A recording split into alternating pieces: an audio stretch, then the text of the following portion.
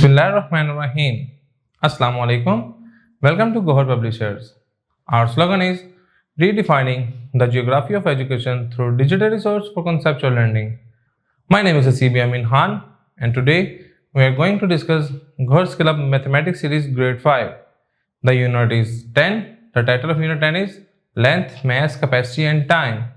आज का जो हमारा टॉपिक है वो है conversion of months two days. हम मंथ्स को डेज के अंदर कैसे कन्वर्ट कर सकते हैं. एग्जाम्पल के थ्रू समझते हैं. Children should start getting polio vaccine at the age of 2 months. कहता है बच्चे जो हैं वो पोलियो की वैक्सीन उनको देना शुरू कर दी जाती है. कब से? जबकि वो 2 माह के होते हैं. Convert it into the number of days. कहता है दिनों में बताओ कि वो कितने दिन के होते हैं जब उनको वैक्सीन देना शुरू कर दी जाती है.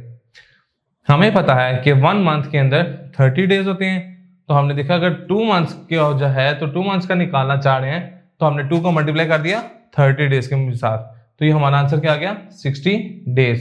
It means children should start getting polio vaccine after 60 days. तो कहता है बच्चों को पोलियो की वैक्सीन देना शुरू कर देनी चाहिए. कब? 60 दिनों के बाद. Convert 27 months 6 days into days. वो कह रहे हैं 27 months और 6 days को डेज के अंदर कन्वर्ट करके देंगे. 6 days तो ऑलरेडी डेज में है, हमें 27 months को कन्वर्ट करने की जरूरत है. तो देखें हमें पता है first we convert 27 months into days and then we add 6 days into it. हम सबसे पहले क्या करेंगे? 27 months को डेज में कन्वर्ट करेंगे, फिर जो ये 6 days है हम उसमें एड अप कर देंगे. तो 1 month is equal to 30 days. Therefore 26 months and 6 days is equal to 26 month 6 days क्या होगा? देखें 27 ये आ गया, मंथ्स का 30 आ गया. 27 को 30 से मल्टीप्लाई किया 8-10 डेज आ गए. इसमें 6 डेज ऐड किए तो कितने हो गए?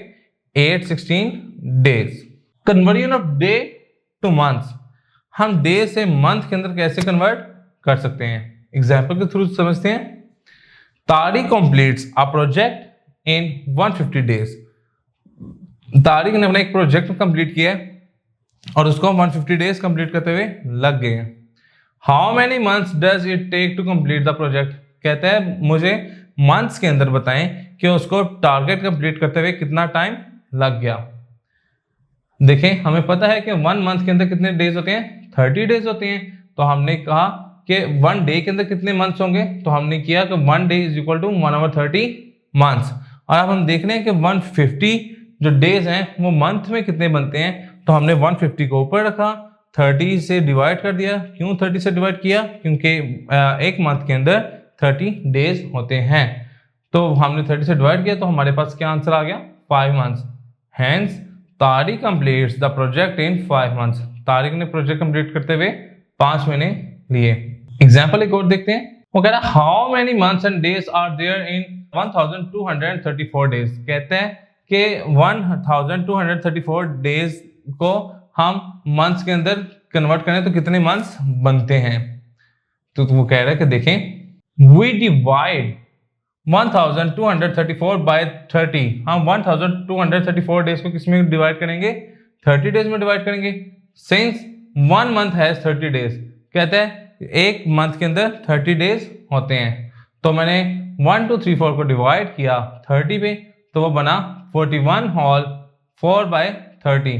तो इसको हम इस तरीके से लिखेंगे कि 41 months एंड 4 days. जो 1234 डेज हैं ये मंथ्स में कितने बन रहे हैं? 41 months एंड 4 days. की कॉन्सेप्ट किसका देखते हैं. वो कह रहा है कि देखें अगर हमें पता है कि 1 month के अंदर कितने डेज होते हैं? 30 डेज होते हैं. अगर आप देखना चाहते हैं कि एक डे के अंदर कितने मंथ्स होते हैं तो हम करेंगे 1/30. To convert month to days. Month से डेज पे जाएंगे तो 30 से मल्टीप्लाई करेंगे, डेज से मंथ पे जाएंगे तो 30 से डिवाइड करेंगे. Conversion of year two month. हम ईयर्स को मंथ में कैसे कन्वर्ट कर सकते हैं? एग्जाम्पल के थ्रू देखते हैं. वो कह रहा है अनस 7वीं क्लास का एक बच्चा है.